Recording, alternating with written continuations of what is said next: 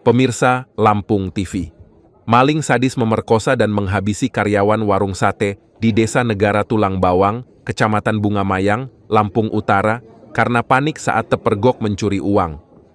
Polisi menangkap tersangka berinisial RD, 19 tahun, warga Desa Tanah Abang, Kecamatan Bunga Mayang, Jumat 8 Agustus 2025.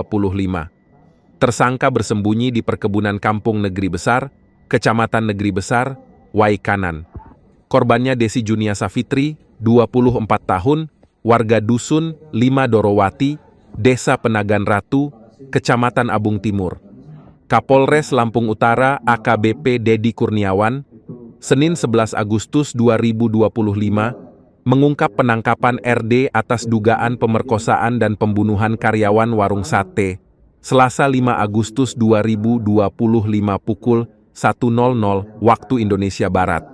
Korban ditemukan tewas oleh majikannya dengan kondisi leher luka lebam seperti bekas cekikan pukul 04.00 waktu Indonesia Barat. Sementara telinga, hidung, dan alat vital berdarah. Pelaku awalnya masuk warung sate dengan tujuan mencuri kotak amal berisi uang Rp430.000. Ia kemudian masuk tidur kamar Desi di lantai atas dengan maksud menggasak dompet berisi uang Rp170.000. Desi terbangun dan spontan meneriaki maling. Teriakan itu membuat RD panik hingga membekap wajah korban dengan bantal dan bahkan mencekik lehernya hingga pingsan. Dalam kondisi korban tidak berdaya, maling memerkosanya. Lebih sadis lagi, pelaku menghabisi karyawan warung sate itu dengan pukulan. Pengejaran tim gabungan Polres Lampung Utara dan Tekap 308 Polda Lampung menemukan persembunyian RD di perkebunan Waikanan. Pelaku dilumpuhkan dengan tembakan kaki karena melarikan diri dan melawan polisi. Hasil autopsi Rumah Sakit Bayangkara Polda Lampung, Desi meninggal dunia karena kekurangan oksigen ke otak akibat pembekapan dan cekikan. Selain itu, ditemukan tanda-tanda kekerasan seksual. Polisi mengamankan barang bukti kotak amal, tas, dan bantal. Tersangka dijerat pasal 339 KUHP tentang pembunuhan disertai tindak pidana lain, pasal 338 KUHP tentang pembunuhan, pasal 365 KUHP tentang pencurian dengan kekerasan, serta pasal 285 KUHP tentang pemerkosaan. Pelaku terancam hukuman seumur hidup atau pidana penjara 20 tahun.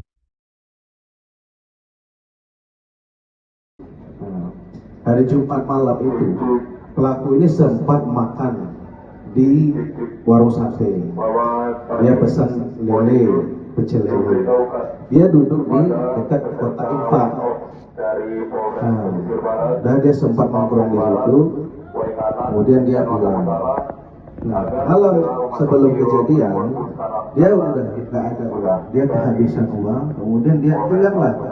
Saat dia makan tempoh hari, ada kotak infak di TKP. Dan itulah yang membuat dia niat datang ke TKP untuk mengambil uang itu. Dan Polres Lampung Utara agar segera kronologis penangkapan, jadi bisa kami dapat beberapa informasi. Yang pertama, ya tentunya di TKP itu ada sekitar TKP ada CCTV. Dari situ kita melihat ada, memang jaraknya cukup jauh memang, tapi dari situ sudah menjadi petunjuk kami bahwa ada pergerakan menuju TKP seorang. Nah, kemudian di jam 1 lewat itu 1.22 dia kembali keluar dari TKP. Kami lakukan penyelidikan, kami kumpulkan keterangan saksi-saksi bahwa ada juga yang bertemu dengan si TSK ini sebelum dia tiba di TKP. Itulah menjadi petunjuk kami. Kemudian kami lakukan penangkapan terhadap si tersangka, kemudian di wilayah Waikanan. Kemudian saat kami mencoba membawa dia mencari barang bukti, dia berusaha melarikan diri. Kemudian kami lakukan dengan tegas terukur.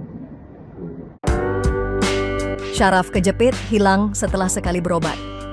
Saya atas nama Bapak Rahmat, alamat dari Marga Jaya, Desa Talang Jawa. Sebelumnya saya mengidap penyakit yaitu saraf kejepit, ada yang bilang pengapuran. Setelah saya berobat kemana-mana, ternyata tidak berhasil. Setelah saya melihat tayangan di televisi, kok kebetulan ada pengobatan Sing-Seming. Alhamdulillah, selama saya berobat 1 kali pengobatan, telah hilang total penyakit saya. Pengobatan Sing-Seming, Jalan Pangeran Tirtayasa, Gang Salam nomor 3, depan Minimarket Fitrinov, Sukabumi, Bandar Lampung.